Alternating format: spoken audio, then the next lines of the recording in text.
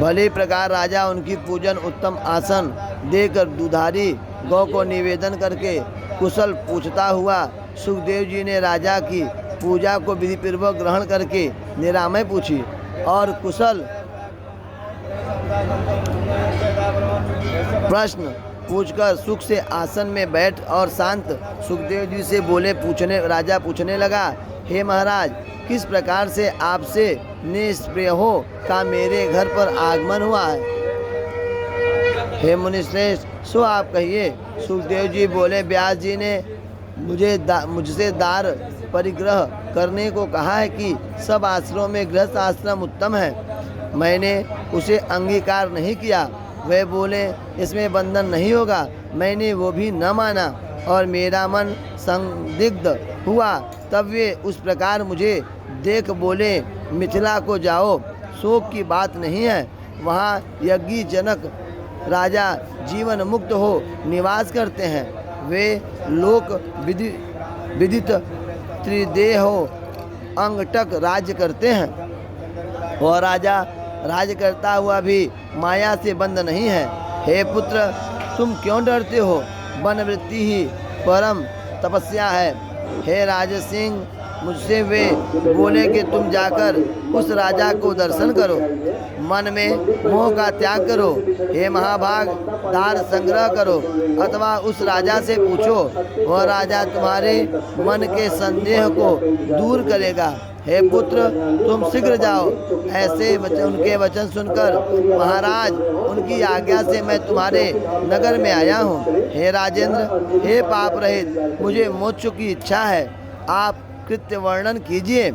तप, तीर्थ, व्रत, यज्ञ, स्वाध्याय, तीर्थ सेवन व ज्ञान जो मोक्ष के प्रति कारण हो। हे राजेंद्र, सो आप कथन कहिए। जनक जी बोले, हे विपेंद्र, जो मोक्ष मार्गश्रित को करना चाहिए सो तुम सुनो।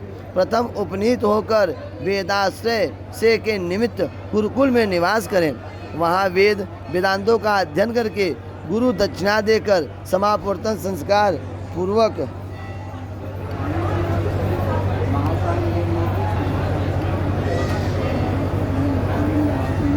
पुत्र पौत्र को प्राप्त होकर के यजन याजनादि से भिन्न और वृत्तियों करके संतोषी, आशाहीन, कर्म रहित अग्निहोत्रादि कर्म करके सत्यवाक पवित्र हैं। पुत्र को पौत्र को प्राप्त हो वानप्रस्थ आश्रम में निवास करें। तब से काम क्रोधादि 6 शत्रुओं को जीत भार्या पुत्र को सौंप कर यथा न्याय धर्मात्मा सब अंगियों का आत्मा में आरोपण करके शुद्ध वैराग्य होने पर चौथे आश्रम में शांत हो निवास करें। संन्यास में विरक्त के बिना किसी का अधिकार नहीं है। यह वेद वाक्य सत्य है, अन्यथा नहीं। यह मेरी मति है। हे सुखदेव जी, जन्म से शमशान पर्यंत 48 संस्कार वेद ने कहे हैं। उनमें महात्माओं ने गृहस्थ को 40 संस्कार कहे हैं और सम दमादि 8 संस्कार मुक्ति की कामना वालियों को कहे हैं। श्रेष्ठों की यह आज्ञा है कि आश्रम में प्रवेश करें, आश्रय से आश्रम में प्रवेश करें। सुखदेव जी बोले, जब बुद्धि में वैराग उत्पन्न होने से ज्ञान वैराग प्राप्त हो, तब क्या गृहस्थादि आश्रम में निवास करें व वन में निवास करें? जनक जी बोले, हे मानद, इंद्रियां बड़ी बालिष्ठ हैं, नियुक्ति नहीं होती। वे आप पुरुष को अनेक विकार करती हैं। भोजन, सुख, सेज, पुत्र की इच्छा जब विकार की प्राप्ति यदि अवस्था में हो तो यह कैसे हो सकती है? वासना जाल बड़ा दुर्जर है, किसी प्रकार शांति को प्राप्त नहीं होता। इससे वासना की शांति के निमित्त क्रम से ही उसको त्याग करना चाहिए। ऊपर ही का सोया हुआ नीचे गिरता है, नीचे वाला नहीं। इसमें संन्यास में भ्रष्ट होने का प्रायश्चित नहीं है और फिर उसको मार्ग नहीं मिलता। जैसे चींटी मूल से शाखा पर क्रम से चढ़ती है और वह पदगामिनी क्रम से सहज सहज फल पर चढ़ती है और विघ्न की शंका को छोड़ शीघ्रता से चलता हुआ विहंग शांत हो जाता है, शीघ्र थक जाता है। परंतु विश्राम लेती हुई पिपीलिका सुखपूर्वक गमन करती है। मन की कामना बड़ी प्रबल है, वह आंतरिकाओं को अजेय है। इससे आश्रम के अनुक्रम से इनको सहने सहने 3 जीतना चाहिए। गृहस्थ में स्थित होकर भी शांत, सुमति, आत्मज्ञानी, प्रसन्न और दुख न माने, लाभालाभ से समान हो। विहित कर्म करते हुए चिंता को त्यागना चाहिए। आत्मलाभ में संतुष्ट होकर चिंता त्याग देनी चाहिए, वह मुक्त होगा, इसमें संदेह नहीं है। हे पाप रहित, देखो मैं राज्य में स्थित होकर भी जीवन मुक्त हूँ। हे यथेच्छ विचरता हूँ, मुझे कुछ भी नहीं होता। अनेक प्रकार के भोगों को भोगते और अनेक प्रकार के कर्म को करते भी जैसे मैं जीवन मुक्त हूँ। हे पाप रहित, इसी प्रकार तुम हो। यह जो जगत दिखता है वह माया का विकार होने से दिखता है, परमार्थ से नहीं। फिर आत्म तत्व कैसे बंधन में हो सकता है? सूर्य से प्रकाशित घटादि सूर्य को नहीं बांध सकते। पंचभूत और उनके गण लक्षित होते हैं। आत्मा तो अनुमान से ही जाना जाता है, प्रत्यक्ष से नहीं जाना जाता। हे ब्राह्मण, वह निर्विकार निरंजन किस प्रकार बंधन को प्राप्त हो सकता है? हे द्विज, केवल मन सुख दुख और महत्म कारण है। मन के निर्मल होने से सब निर्मल होता है। अविद्याजन अंतःकरणावंचित जीव मन की वृत्ति और अविद्या से कर्ता भोक्ता सा लक्षित होता है। सब तीर्थों में भ्रमण करने और बारंबार स्नान करने से जब तक मन निर्मल नहीं है तब तक सभी निरर्थक है। हे परतंत्र, हे परतप, देह जीवात्मा, इन मन इंद्रियां, इनमें एक भी नहीं है, परंतु मनुष्यों के बंध मोक्ष का मन ही कारण है। आत्मा सदा शुद्ध मुक्त है, वह कभी बंधन में नहीं आता। मन में ही बंध मोक्ष रहता है। मन के शांत होने पर शांत हो जाता है। शत्रु मित्र उदासीन यह सब मन के भेद हैं। एकात्मक होने से भेद नहीं है, ये द्वैत दर्शन से भेद है। मैं जीव संज्ञक ब्रह्मा ही सदा हूँ, इसमें विचार करने की आवश्यकता नहीं है। संसार वर्तने से भेद बुद्धि प्रवृत्ति है। हे महाभाग, यह सब अविद्या है। विद्या से ही इसकी निवृत्ति होती है। विचक्षणों को विद्या अविद्या का ज्ञान सदा करना चाहिए। बिना धूप के छाया का सुख किस प्रकार प्राप्त जाना जाता है? किस प्रकार अविद्या के बिना विद्या का ज्ञान नहीं होता?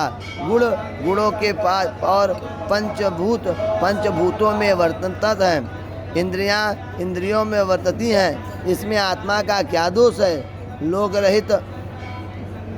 लोक की रक्षा करने के निमित्त वेदों में मर्यादा स्थापित की है। हे पाप रहित, अन्यथा स्वगत बुद्धों के समान धर्म नाश होता है। धर्म के नाश होने से वर्णाचार नष्ट होता है। इस कारण वेद निर्दिष्ट मार्ग पर चलने से ही कल्याण होता है। सुखदेव जी बोले, हे राजन, हे नराधिप, जो कुछ आपका कहना है मैंने सुना है, इसमें मुझे संदेह न है, यह निवृत्त नहीं होता। वेद धर्म में हिंसा भी होता है, हिंसा अधिक अधर्म वाली है। इससे हे राजन, वे धर्म कैसे मुक्ति दे सकती है? हे राजन, सोमपान करना यह प्रत्यक्ष में ही अनाचार है तथा पशु का वध और मांस का भक्षण और श्रोत्रामणि यज्ञ में प्रत्यक्ष ही सुरा का ग्रहण है। धृत क्रिया और अनेक प्रकार के व्रत करने वर्णन किए हैं। हमने सुना है कि पहले एक शशबिंदु राजा थे। वे यज्ञशील धर्म में तत्पर वादान्य थे और सत्यसागर थे। धर्म सेतुओं के रक्षक, उतगामियों में शासन करता और उन्होंने बड़ी बड़ी दक्षिणाओं के बहुत से यज्ञ किए हैं। उनके यज्ञी पशुओं के चमत्कार शैल के समान ढेर हो गया था। मेघों का जल उस पर पड़ने से चर्मवती नदी बह चली। हे राजा, स्वर्ग को गए कि जिनकी भूमंडल में बड़ी कीर्ति है, वेद के ऐसे धर्मों में मेरी बुद्धि प्रवृत्त नहीं होती, कारण कि स्वर्ग की प्राप्ति अनित्य है और आपके भी जीवन मुक्त होने में मुझे संदेह है। जो मनुष्य स्त्री संग से भेद भोग से सदा सुख पाता है, उसके बिना दुख मानता है, फिर वह जीवन मुक्त कैसे हो सकता है। जनक जी बोले, यज्ञों के बीच जो हिंसा है वह अहिंसा ही है। अहिंसा संसवर्त भूतान्य अन्यत्र तीर्थव्यः इति श्रुते।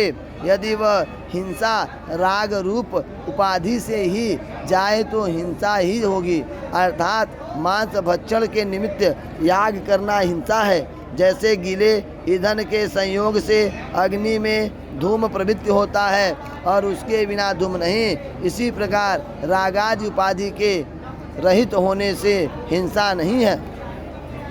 हे मुनिश्रेष्ठ, इस प्रकार से तुम वेदोक्त हिंसा को जानो। रागियों के निमित्त हिंसा ही नहीं है विरागियों को नहीं। जो कर्म अहंकार रहित राग द्वेष के बिना किया जाए, अर्थात ईश्वर की प्रसन्नता के निमित्त भगवान के कर्म फल समर्पण रूप को जो कर्म किया जाता है, उसको विद्वान मनुष्यों कृत को ही मानते हैं। रागी गृहस्थियों को तो वह हिंसा ही होगा, और जो राग रहित अहंकार वर्जित कर्म किया है वह जितात्मा मुमुक्षुओं को अहिंसा ही है। अथवा जिनकी मांसादि में रुचि अधिकतर बढ़ गई है, उसको यज्ञ से अत्यंत पशुवध कहकर यज्ञ में नियम पूर्वक कर्म द्वारा चित्त शुद्धि करा चुनाने से तात्पर्य है कि जिससे सहने सहने छोड़े। ये देवी भागवते प्रथम स्कंद भाषा याम अष्टमो अध्याय संपूर्ण।